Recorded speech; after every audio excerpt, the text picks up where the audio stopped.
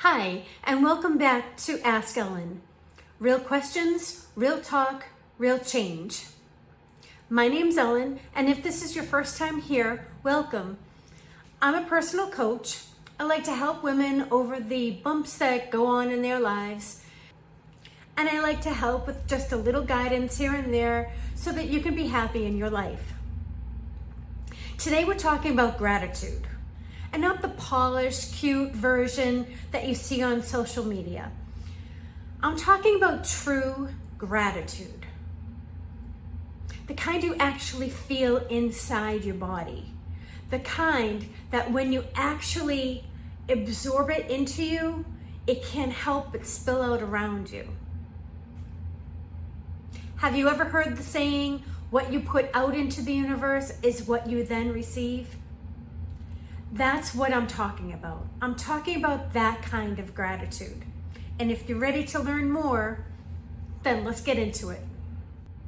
A lot of people treat gratitude like a checklist. I'm thankful for my family. I'm thankful for my health. I'm thankful for my boyfriend. They just make a laundry list. There's no feelings attached to it. And that is not the way true gratitude should be. True gratitude is real. It's emotional. It's all-encompassing. You embody it. It moves you. It makes you feel good. It makes you buzz with this happy energy. That's true gratitude. And getting to that point is exactly what you want to do. Gratitude is not about perfection. You don't practice gratitude to pretend everything is perfect. The odds of your life being absolutely perfect all the time is very nil, unfortunately. However, to express your gratitude for even the things that aren't going so well, that's when things start changing in your life. Changing for the better. You practice gratitude to stay connected with what's stable, with what's real, and what's meaningful in your life. Gratitude helps you through the messy times. It helps ground you. It also helps to connect you with the things that are important in your life. So what does true gratitude feel like? True gratitude is quiet. It's peaceful. It's grounding.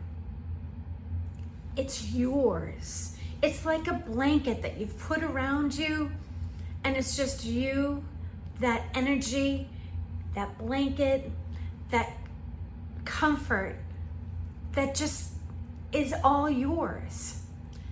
Some signs that you're actually feeling gratitude are you slow down.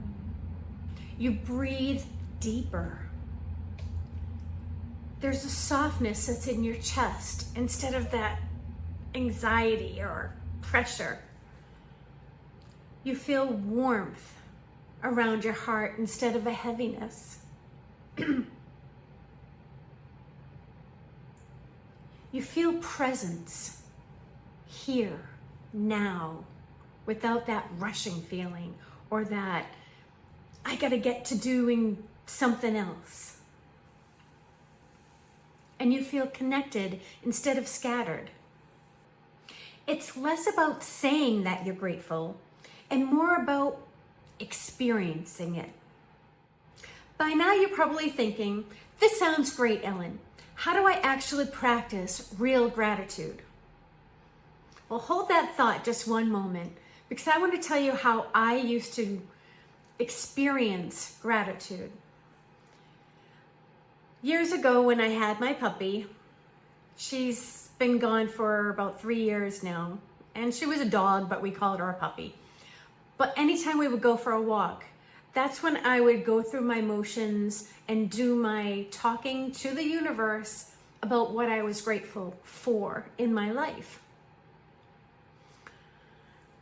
I always felt a little more grounded because we would be walking in the woods anyways. So while we were walking, I would express my thoughts, my thanks. And if someone heard me talking, they thought I was just talking to my puppy. Here's the thing. For me, I would start with one thing that I was thankful for. And I would really experience it.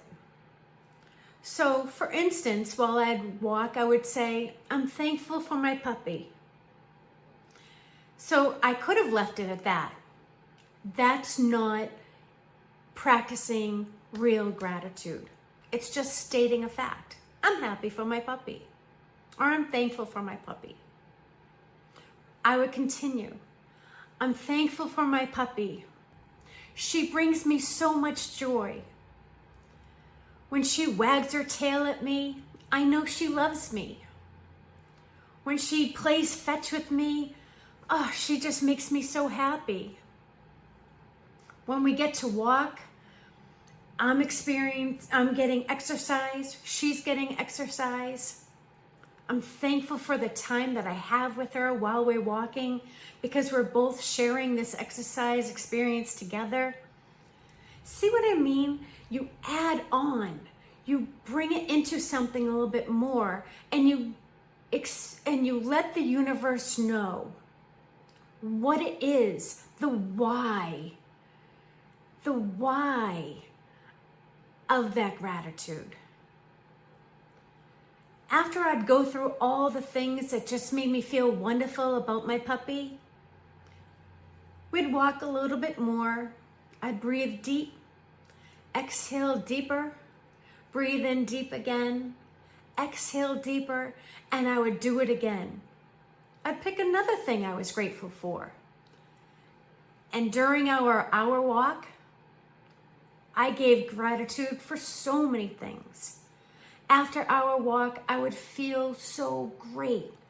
I'd be energized. I'd be happy. I felt this universal love. I don't go on those walks anymore, unfortunately. So I had to change my approach as to how I do my gratitude, because it is important for me to do it every day.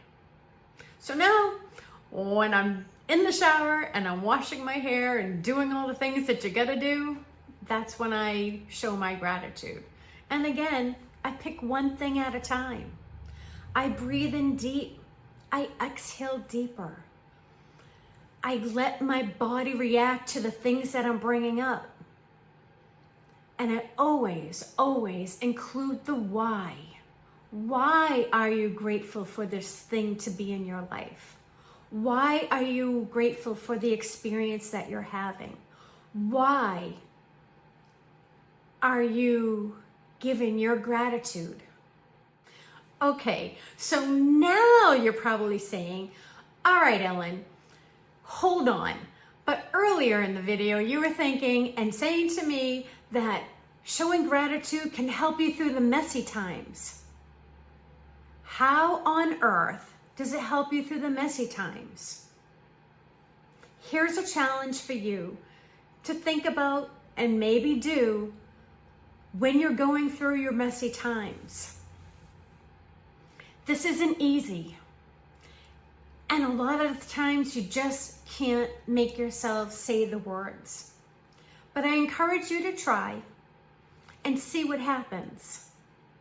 First, you want to start with the regular gratitude for the things that make you happy, for the things you are truly thankful for. Now, for the messy parts. What are you going through? What are you learning? There have been many messy times in my life. Everybody has messy times in their life. I don't know what you're going through right now, and you may be thinking it's hard to even thank the universe for the messy time. But it's through the mess, it's through the hardships that we learn our biggest lessons. What lesson are you learning right now? What thanks can you give for that lesson?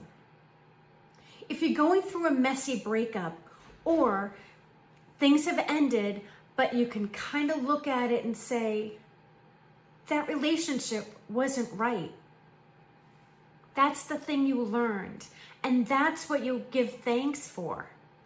You can thank for the relationship to begin with, but also thank the universe for that lesson that you learned, that it wasn't meant to be. Showing gratitude for these opportunities to learn is a challenge, but once you start incorporating that into all your gratitude, you'll find that it's easier to do, and you'll also realize how much that helps. True gratitude makes you present, and presence brings you clarity. A quiet clarity helps you see your own worth more clearly. You're not grateful because your life is perfect, but you're grateful because your life is yours. So instead of listing gratitude, try feeling it. Let it soften you. Let it encompass you. Let it embrace you. Let it ground you. Let it remind you that even in the middle of stress or chaos, there are reasons and there are bits of it for which you can be grateful. I thank you for joining me here today to learn how to truly be grateful and to show your gratitude. If there's a topic that you would like to discuss, please drop it in the comments and I'd be happy to make a video on that. This is Ask Ellen, real questions, real talk, real change. Please consider subscribing, leave a comment, hit a like. Thank you, and I'll see you in the next one.